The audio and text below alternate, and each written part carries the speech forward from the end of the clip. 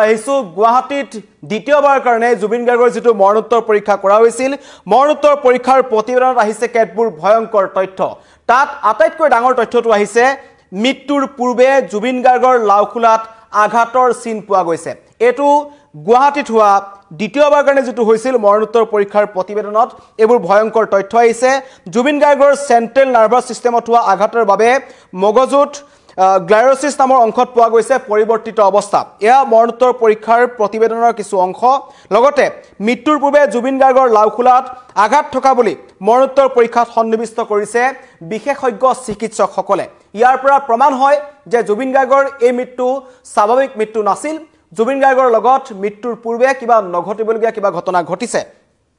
যিসমূহ প্ৰতিবেদনৰ ভিত্তিতে মুখ্যমন্ত্ৰীয়ে উল্লেখ কৰিছিল সিআইডিয়ে নিৰ্দিষ্ট দিশ বিচাৰি পাইছে আৰু কালি নীতিটো যেটো ভিছাৰ ৰিপৰ্টৰ কথা মুখ্যমন্ত্ৰীয়ে কৈছিল তাতো কৈছে যে এটা অনাকাংক্ষিত খবৰ বা ফলাফল ওলাব পাৰে তাৰ মাজতে হঠাৎ এই কথা আহিছে যে জুবিন গাৰ্গৰ লাওখোলাত আঘাতৰ চিন পোৱা গৈছে এটো মৰণোত্তৰ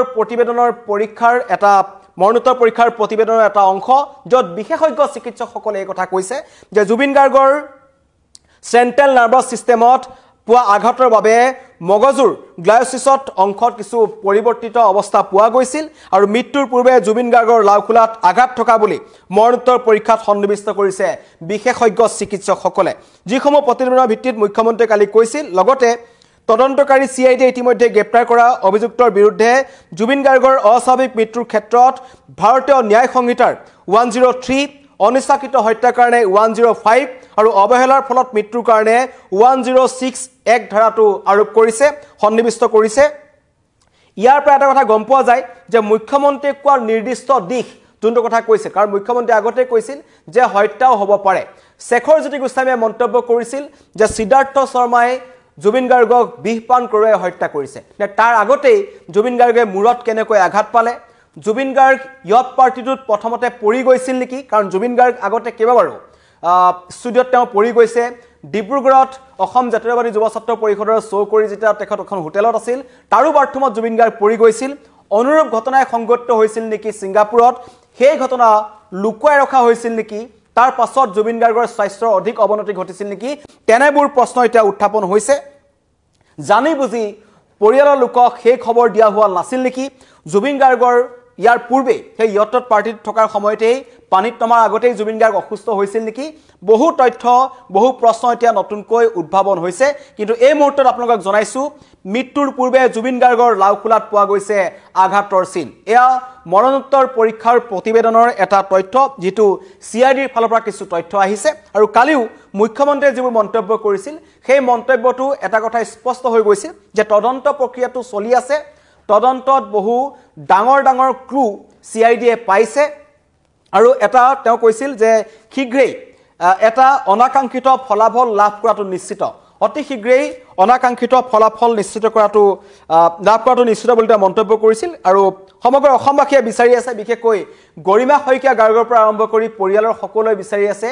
কি পৰিস্থিতিত 19 ছেপ্টেম্বৰত জুবিন গাৰ্গৰ মৃত্যু হ'ল কি পৰিস্থিতিত জুবিন গাৰ্গ দুৰ্ঘটনাত পতিত হ'ল জুবিন গাৰ্গক তালৈ লৈ গৈছিল নেকি তেনেকুৱা ধৰণৰ এটা ঘটনা সংঘটিত কৰাবৰ কাৰণে পৰিকল্পিত হত্যাকাণ্ড আছিল নেকি টকাৰ লেনদেনৰ কাৰণে হত্যাকাণ্ড সংঘটিত কৰা হ'ল নেকি আগতীয়াকৈ কোনোবা বা এনেকুৱা ধৰণৰ চক্ৰান্তত পৰি জুবিন গাৰ্গক হত্যা কৰিবলৈ কোনোবাই আগতীয়াকৈ এখন এনেকুৱা ধৰণৰ এটা ব্লুপ্ৰিন্ট ৰচনা কৰিছিল নেকি ছিংগাপুৰৰ একাংশ লোক তাত জড়িত আছে নেকি সিদ্ধাৰ্থ শৰ্মা বা এই সন্দীপন গাৰ্গ শেখৰ জ্যোতি গোস্বামী অমিপ্ৰভা মহন্ত তেওঁলোকৰ চকুৰ সন্মুখত কি হৈছিল সকলোৱে কিন্তু বেলেগ ধৰণৰ মন্তব্য কৰিছে কিছুমানে প্ৰথমতে মন্তব্য কৰিছিল পানীত হাতুৰি থকা অৱস্থাত জুবিন গাৰ্গৰ মুখেৰে ফেন ওলাই দ্বিতীয় অৱস্থাত তেওঁ হাতুৰিবলৈ যোৱা অৱস্থাত ভাগৰি পৰিছিল পানীত ডুবি জুবিন গাৰ্গৰ মৃত্যু হ'ল বুলি ক'লে অমিপ্ৰভা মহন্তই মন্তব্য কৰিলে যে নহয় জুবিন গাৰ্গে নিজেই পানীত নামিছিল আৰু পৰৱৰ্তী সময়ত তেখেত ভাগৰুৱা হৈ পৰিছিল প্ৰথমতে শেখৰ জ্যোতি গোস্বামীয়ে এই মন্তব্য কৰিলে যে তেওঁই জুবিন গাৰ্গক ওপৰলৈ দাঙি আনিছিল আৰু শেষত সিআইডি জেৰাত তেওঁ কিন্তু মন্তব্য কৰি দিলে যে সিদ্ধাৰ্থ শৰ্মাই বিহপান কৰি জুবিন গাৰ্গক হত্যা কৰিছে এনে কেতবোৰ মন্তব্যৰ পাছত সকলোৰে বেলেগ মন্তব্যৰ পাছত এই ঘটনাটো অধিক ৰহস্যৰ মাজলৈ সোমাই গৈছিল কিন্তু এই মৰণোত্তৰ পৰীক্ষাৰ প্ৰতিবেদনখন অত্যন্ত গুৰুত্বপূৰ্ণ আছিল ভিছাৰা ৰিপৰ্টটো ইতিমধ্যে পৰখি আহি পাইছে এছআইটিয়ে GMCHৰ বিশেষজ্ঞ চিকিৎসকক সকলো গতাই দিছে কিন্তু GMCHৰ যোনটো আছিল ৰাইজৰ বিপুল দাবিত কাৰণ চৰকাৰে কৰিবলৈ বিচৰা নাছিল জুবিন গাৰ্গৰ নশ্বৰ দেহটো বেয়া হৈ যাব বুলি ভয় কৰিছিল আৰু পৰৱৰ্তী পৰ্যায়ত ৰাইজে যেটা দাবী কৰিলে অসমবাসী যেটা দাবী কৰিলে যে নহয় অসমতো মৰণোত্তৰ পৰীক্ষা এটা কৰিব লাগিব GMCHত কৰিব লাগিব সেই কাৰণে GMCHলৈ জুবিন গাৰ্গৰ নশ্বৰ দেহ লৈ যোৱা হৈছিল তাত বিশেষজ্ঞ চিকিৎসকসকলে জুবিন গাৰ্গৰ মৰণোত্তৰ পৰীক্ষা কৰিছিল আৰু প্ৰতিবেদনত যিবোৰ ভয়ংকৰ তথ্য আহিছে তাত আটাইতকৈ ভয় লগা দিশটো হৈছে জুবিন গাৰ্গৰ লাওখোলাত আঘাতৰ চিন কোনে সেই আঘাত জুবিন গাৰ্গৰ মূৰত দিলে কোনে কেনেকৈ জুবিন গাৰ্গে মূৰত আঘাত পালে সেই কথা কিন্তু প্ৰথমতে কোৱা হোৱা নাছিল আৰম্ভণিৰ পৰা কোৱা হোৱা নাছিল প্ৰথমতে কৈ থকা হৈছিল যে হঠাৎ জুবিন গাৰ্গ অসুস্থ হৈছিল যদি হঠাৎ জুবিন গাৰ্গ অসুস্থ হ'ল তেন্তে সেই মৃত্যুৰ আগতে তেখেতৰ মূৰত এই লাওখোলাত আঘাতৰ চিনটো কেনেকৈ আহিল সেইটো এটা ডাঙৰ প্ৰশ্ন অধিক ৰহস্যৰ মাজলৈ সোমাই গৈছে সেই কাৰণে তদন্তকাৰী CID ইতিমধ্যে গ্ৰেপ্তাৰ কৰা অভিযুক্তৰ বিৰুদ্ধে অস্বাভাৱিক মৃত্যুৰ ক্ষেত্ৰত ভাৰতীয় ন্যায় সংহিতাৰ BNSৰ 103 অনিচ্ছাকৃত হত্যা 105 অবহেলাৰ ফলত মৃত্যুৰ কাৰণে 1061 ধাৰা আৰোপ কৰিছে আৰু কোনো অপৰাধী অভিযুক্ত যাতে হাৰি যাব নোৱাৰে তাৰ কাৰণে সকলো বদ্ধপৰিকৰ বিশেষকৈ পৰিয়াল তথা সমগ্ৰ অসমবাসী ৰাইজে কৈছে যে এই জুবিন গাৰ্গৰ মৃত্যু কেনেকৈ হ'ল অসমৰ এটা কণ্ঠ হঠাৎ ছিংগাপুৰৰ সাগৰত কেনেকৈ নাইকিয়া হৈ গ'ল সেই ঘটনাটো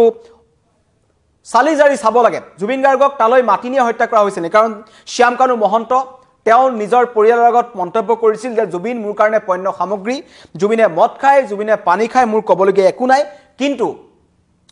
তেওঁক মই ব্যৱহাৰ কৰিম হয়তো ব্যৱহাৰ কৰিবৰ কাৰণে লৈ যোৱা হৈছিল শ্যামকানু মহন্তৰ ইয়াত হাত আছে নেকি টকাৰ লেনদেন আছে নেকি সিদ্ধাৰ্থ শৰ্মাৰ লগত কিবা গোপন বুজাবুজি শ্যামকানু মহন্তৰ হৈছিল নেকি সন্দীপন গাৰ্গে কি কথা জানে কাৰণ সন্দীপন গাৰ্গে কিন্তু কোৱা নাছিল এতিয়ালৈকে যে জুবিন গাৰ্গৰ লগত প্ৰকৃততে কি হৈছে তেখেতক 14 দিন 15 দিন তেওঁ জুবিন গাৰ্গৰ ঘৰতে লুকাই থাকিল পৰৱৰ্তী সময়ত ৰাইজৰ বিপুল দাবীৰ পাছত তেখেতক CIDয়ে জেৰা কৰিলে গ্ৰেপ্তাৰ কৰিলে এতিয়ালৈকে কোনে মুখ খোলা নাই অমৃতপ্ৰভা মহন্তৰ মন্তব্য আমি সকলোৱে দেখি আছো সুস্মিতা গোস্বামী নামৰ ছোৱালীজনী অত্যন্ত এগৰাকী ৰহস্যময়ী যুৱতী কোৰ পৰা আহিল কেনেকৈ আহিল কোনে সেই ইয়ত পাৰ্টিত লৈ তেখেতক মাতিলে সকলো ৰহস্যৰ আৱৰ্তত আছে জুবিন গাৰ্গক পৰিকল্পিতভাৱে প্ৰবাসী অসমীয়াসকলৰ মাজত কোনে নি হত্যা কৰিলে সেয়াৰ তদন্ত লাগে যথেষ্ট লোকে মন্তব্য কৰিছে যে জুবিন গাৰ্গৰ এই অনাকাংক্ষিত মৃত্যু যেটো অস্বাভাৱিক মৃত্যু কোনে মান ল'ব পৰা নাই কাৰণ 19 ছেপ্টেম্বৰৰ পৰা আজিলৈকে এই মুহূৰ্তলৈকে কোনো এজন অসমবাসীয়ে মানি ল'ব পৰা নাই যে জুবিন গাৰ্গ আমাৰ মাজত নাই কিন্তু তাৰ মাজতে এনেকুৱা কিছুমান খবৰ আহিছে যে জুবিন গাৰ্গৰ মূৰত বা লাওখোলাত আঘাতৰ চিন আছিল মানে মানুহজনক হত্যা কৰা হৈছিল নেকি মানুহজনক কোনোবাই পৰিকল্পিতভাৱে আগতে হত্যা কৰিছিল নেকি তাৰ পিছত তেখেতক পানীত পেলাই দিছিল নেকি এনে কেতবোৰ ঘটনা আছে কাৰণ অসম আৰক্ষীয়ে ছিংগাপুৰত তদন্ত কৰিবলৈ যাব নোৱাৰে যদিও যায় কিমান দিনৰ পিছত যাব সেই সাগৰৰ বুকুত কেনেকুৱা ধৰণৰ তথ্য সমল বিচাৰি পাব হেতু মই নকলো আপোনালোকে বুজি পাইছে হোটেল পেচিফিক যিখন ছিংগাপুৰৰ এখন আটাইতকৈ ডাঙৰ হোটেল বুলি কোৱা যায় এখন টপ 5 হোটেলৰ ভিতৰত পৰে তাৰ 33 নম্বৰ যেটো ফ্লোৰ আছিল তাৰ জুবিন গাৰ্গ আছিল সেই কোঠাটোত যদি এতিয়া গৈ অসম আৰক্ষীয়ে বিচাৰ কুচাৰ কৰে কি তথ্যমান পাব হেতু মই নকলো আপোনালোকে বুজি পাইছে মানে ছিংগাপুৰৰ তদন্ত অসম আৰক্ষীয়ে কৰিব নোৱাৰে সেই কথা আউপিককৈ ADGPয়ে কৈ দিছে আৰু তেওঁ এটা কথা কৈছিল যে আমাৰ গৈ তাত তদন্ত কৰিবলৈ কিছু অসুবিধা আছে ছিংগাপুৰত তদন্ত নকৰাকৈ জুবিন গাৰ্গৰ এই সমগ্ৰ ঘটনাটোৰ তদন্ত প্ৰক্ৰিয়া কিমান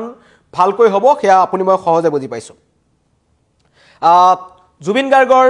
এই লাওখোলাত যি আঘাতৰ চিন পোৱা গৈছে এই ঘটনাই এই তথ্যটো আসলতে মৰণোত্তৰ পৰীক্ষাৰ প্ৰতিবেদনৰ যেটো তথ্য অধিক ৰহস্যৰ মাজলৈ ঠেলিছে আৰু এতিয়া হয়তো সকলোৰে মনত যেটো সন্দেহ আছিল যে জুবিন গাৰ্গক পৰিকল্পিতভাৱে হত্যা কৰা হ'ল আৰু সেই কথা এতিয়া লাহে লাহে এই মৰণোত্তৰ পৰীক্ষাৰ প্ৰতিবেদনত ওলাবলৈ ধৰিছে আৰু সেই ঘটনাৰ পাছত এতিয়া সমগ্ৰ অসমবাসীয়ে পুনৰ লিখিছে জাষ্টিস ফৰ জুবিন গাৰ্গ যিকোনো মুহূৰ্তত ডাঙৰ আপডেট আহিব পাৰে কাৰণ মুখ্যমন্ত্ৰীয়ে কিন্তু কালি দিনটোতে ইংগিত দিছিল যে ভিসা ৰিপৰ্টটো পোৱাৰ পাছত মৰণোত্তৰ পৰীক্ষাৰ প্ৰতিবেদন পোৱাৰ পিছত দুটা ৰিপৰ্ট মিলাই চোৱাৰ পাছত আমি যথেষ্ট আশাবাদী যে এটা অনাকাংক্ষিত ফলাফলৰ দিশে আমি গৈ আছো হঠাৎ সকলো ধৰা পৰিব পাৰে কোনে এই ব্লুপ্ৰিন্ট ৰচনা কৰিছিল কোনে কেনেকৈ এই ঘটনাটো গাপ দিবলৈ চেষ্টা কৰিছিল কাৰণ দুৰ্ঘটনা সংঘটিত হ'ব পাৰে সেইটো কোনো ডাঙৰ কথা নহয় দুৰ্ঘটনাটো গাপ দিবলৈ কিয় চেষ্টা কৰা হ'ল এই জুবিন গাৰ্গৰ একেবাৰে কাষত থকা মানুহখিনি জুবিন গাৰ্গক আমি যেটো দেখি আছো 1992 চনৰ পৰা তাৰ পিছত লাহে লাহে জুবিন গাৰ্গৰ কাষত এই ৰঘুমলাৰ দৰে কিছুমান মানুহ আহিছিল যিসকলে জুবিন গাৰ্গ নামৰ বটবৃক্ষজোপাৰ কাষত ৰৈ তেওঁলোকে নিজৰ ব্যৱসায় চলাই গৈছিল নিজৰ কোনোবাই ষ্টুডিঅ' খুলিছিল কোনোবাই 6 লাখ টকীয়া মাইক্ৰফোনটো জুবিন গাৰ্গক 16 লাখ টকাত বিক্ৰী কৰিলে চাবলৈ গ'লে শেখৰজ্যোতি গোস্বামীৰ ষ্টুডিঅ'টো জুবিন গাৰ্গৰ ষ্টুডিঅ'তকৈ বেছি ডাঙৰ বেছি ইকুইপমেণ্টছ থকা এটা ষ্টুডিঅ' শেখৰজ্যোতি গোস্বামীয়ে খুলিছিল আৰু এইবোৰ পৰজীৱীবিদৰ কাষতেই গৈ আমাৰ বটবৃক্ষজোপা নাইকিয়া হৈ গ'ল সাগৰৰ বুকুত চিৰদিনৰ কাৰণে অসমবাসীৰ এটা কণ্ঠ নাইকিয়া হৈ গ'ল এই তদন্তত গাফিলতি কৰা আহিবলৈ নিবিচৰা সঁচাটো জনাৰ পিছতো সমগ্ৰ ঘটনাটোক বিপৰীত দিশলৈ লৈ যোৱা মানুহসকলো কিন্তু তদন্ত প্ৰক্ৰিয়াত আহিব লাগে সকলোৰে বিৰুদ্ধে এইসমূহ ধাৰা দিয়া হৈছে আৰু আটাইতকৈ ডাঙৰ কথা সেই ভিডিঅ'টো এই যিটো ভিডিঅ' প্ৰথমৰ পৰা অসমবাসী ৰাইজৰ মনত প্ৰশ্ন উত্থাপন হৈছে জুবিন গাৰ্গে এবাৰ লাইফ জেকেটটো পিন্ধি সাঁতুৰিছে এবাৰ খুলি সাঁতুৰিছে এবাৰ তেখেত ভাগৰুৱা হৈ আছে দুজন মানে পিছফালৰ মন্তব্য কৰিছে ইমান দম নাইতো পানীত ডুবি যাব পাৰে উঠাই দিও নেকি এজনে কৈছে পাৰিব এইবোৰ মন্তব্য কোনে কৰিছিল কোনে জুবিন গাৰ্গক সাগৰত নামিবলৈ কৈছিল বা সাগৰত নামিবলৈ বাধ্য কৰিছিল বা সাগৰত নামাবলৈ লৈ গৈছিল তন্ময় ফুকনে সেই ইয়ট পাৰ্টিটোৰ আয়োজন কৰিছিল সেই কথা ইতিমধ্যে স্পষ্ট হৈছে কিন্তু এতিয়া এই লাওখোলাত আঘাতৰ চিন মৃত্যুৰ পূৰ্বে এই ঘটনাই কিন্তু সমগ্ৰ ঘটনাটো অধিক ৰহস্যৰ মাজলৈ নিছে এখন ইয়াৰ আৰু নতুন নতুন তথ্য আহিব এখন সম্পূৰ্ণ মৰণোত্তৰ পৰীক্ষাৰ প্ৰতিবেদনখন কোৱা নাই মাত্ৰ এটা পইণ্ট আপোনালোকক জনাইছো যে জুবিন গাৰ্গৰ মৃত্যু স্বাভাৱিক নাছিল বুলি আমি যিটো সন্দেহ কৰি থকা হৈছে সেই সন্দেহটো আখৰে আখৰে প্ৰমাণ হ'ব নিচিনা লাগি আছে কাৰণ জুবিনৰ ৰহস্যজনক মৃত্যুৰ সন্দৰ্ভত গুৱাহাটীত সম্পন্ন হোৱা মৰণোত্তৰ পৰীক্ষাৰ প্ৰতিবেদনত আহিছে এই ভয়ংকৰ তথ্য জুবিন গাৰ্গৰ চেণ্ট্ৰেল নাৰ্ভাছ ছিষ্টেমত হোৱা আঘাতৰ বাবে মগজুত পৰিৱৰ্তিত অৱস্থা পোৱা গৈছে লগতে মৃত্যুৰ পূৰ্বে জুবিন গাৰ্গৰ লাওখোলাত আঘাত থকা বুলি মৰণোত্তৰ পৰীক্ষাৰ প্ৰতিবেদনত সন্নিৱিষ্ট কৰিছে বিশেষজ্ঞ চিকিৎসকসকলে এই ঘটনাই এই তথ্যৰ পাছত এতিয়া সমগ্ৰ ঘটনা অধিক ৰহস্যৰ মাজলৈ সোমাই যোৱা হৈছে কাৰণ কোনে হত্যা কৰিলে কি কাৰণত জুবিন গাৰ্গৰ সৈতে কাৰ ইমান শত্ৰুতা আছিল কাৰণ কালিৰ দিনটোত জুবিন গাৰ্গৰ নতুনকৈ যিখন চিনেমা আহি আছে ৰৈ ৰৈ বিনালে তাৰ এগৰাকী অভিনেত্ৰীয়ে মন্তব্য কৰিলে যে ৰৈ ৰৈ বিনালেখনৰ শ্বুটিঙৰ সময়তো একেদিনাই দুটা অনুষ্ঠান থকাক লৈ সিদ্ধাৰ্থ শৰ্মা আৰু জুবিন গাৰ্গৰ মাজত কাজিয়া হৈছিল গালিগালাজ কৰিছিল জুবিন গাৰ্গে সিদ্ধাৰ্থ শৰ্মাক সেইবোৰৰ কাৰণে প্ৰতিশোধ লবৰ কাৰণে জুবিন গাৰ্গক সিদ্ধাৰ্থ শৰ্মাই ছিংগাপুৰলৈ লৈ গৈছিল নেকি যাতে বিদেশত যদি জুবিন গাৰ্গৰ লগত কিবা এটা সংগত হয় তেন্তে সেই তদন্ত প্ৰক্ৰিয়াত যে লেহেমিয়া হ'ব বা বহু যে খুৰুঙা থাকি যাব সেই কথা